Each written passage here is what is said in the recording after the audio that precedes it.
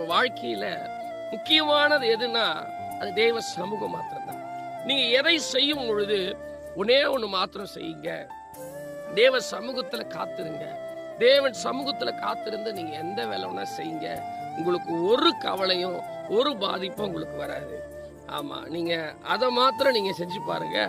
நீங்க செஞ்சுட்டு அதுக்கப்புறமா நீங்க சொல்லுங்க. நீங்க எந்த வேலை செய்யறதுக்கு முன்னாடி வேதம் அப்படிதான் சொல்லுது, முதலாவது தேவனுடைய ராஜ்யத்தையும் அவருடைய நீதியும் தேடுங்கள், அப்பொழுது இவையெல்லாம் உங்களுக்கு கூட கொடுக்கப்படும் வேதம் சொல்லப்படுது. அப்போ தேவையானது என்ன? நம்ம வாழ்க்கைக்கு அத்தியாவசியமான தேவையானது நிறைய காரிய பொருளாதார தேவை எல்லாமே இருக்குது. ஆனாலும் அதை காட்டிலும் நிம்மதியான தூக்கம் வேணும், நிம்மதியான வாழ்க்கை வேணும். அதுக்கு நீங்க தேவ சமூகத்துல உங்க பிள்ளைகளுக்காக ஜெபம் பண்ணுங்க, உங்க வாழ்க்கைக்காக ஜெபம் பண்ணுங்க, உங்க குடும்பத்துக்காக ஜெபம் பண்ணுங்க, ஒரு பிசினஸ்க்காக ஜெபம் பண்ணுங்க, படிப்புக்காக ஜெபம் பண்ணுங்க. எல்லாத்துக்கும் தேவ சமூகத்துல காத்துருங்க. நிச்சயமா ஆண்டவர் உங்க வாழ்க்கையில ஒரு பெரிய அற்புதத்தை செய்யும்.